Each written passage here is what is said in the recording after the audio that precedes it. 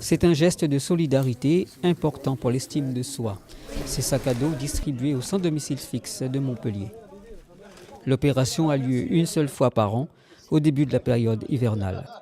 C'est né d'un constat entre Thierry Tolade et moi qu'on connaissait un SDF qui avait besoin d'aller à Montpellier et qui transportait toute sa vie dans un chariot de supermarché et qui avait des difficultés pour se déplacer parce que son chariot de supermarché ne va pas dans le bus et que lui ne voulait pas abandonner son chariot de supermarché parce qu'il avait peur qu'il disparaisse. Donc on lui a proposé si on t'achetait un sac à dos pour que tu puisses transporter tes affaires.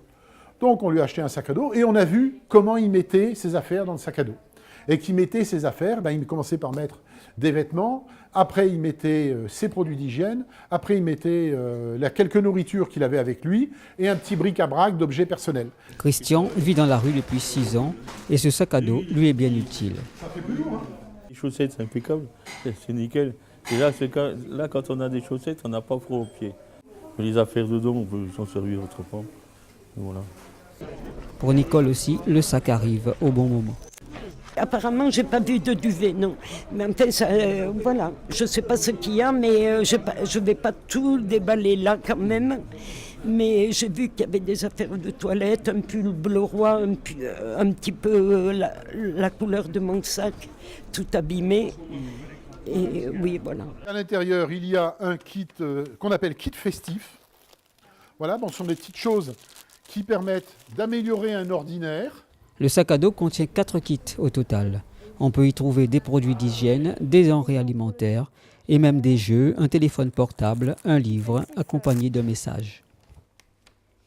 Je pense que c'est important qu'on s'investisse parce que déjà tout le monde ne le fait pas et puis il faut soutenir ces personnes qui sont dans la rue, qui ont besoin d'aide, je pense. Parce que surtout dans cette période où c'est compliqué avec l'hiver, tout ça. Et puis, ils sont pas... c'est peut-être pour qu'ils aient l'impression d'être un peu plus pris en compte. Ce sont des lycéennes ou des lycéens qui, tous ensemble, par classe complète, constituent un sac à dos. Il y a 4 familles d'objets dans chaque sac à dos. Et ils font un tableau et ils disent moi j'amène par exemple une brosse à dents, moi j'amène une boîte de chocolat, moi j'amène un poste de radio, moi j'amène ci, moi j'amène ça. Quand les 4 familles d'objets sont complètes, ils se cotisent ensemble et ils vont dans une très grande marque de matériel de camping et de randonnée avec laquelle on a un partenariat et qui fait à ces acheteurs exceptionnels une remise tout à fait conséquente. Les sacs à dos fonctionnent sans argent, ça veut dire sans subvention, sans trésorier.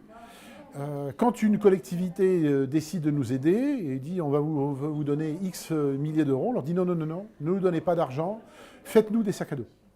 Donc voilà, c'est la garantie que tout ce qui est donné, tout ce qui nous est confié est effectivement redistribué.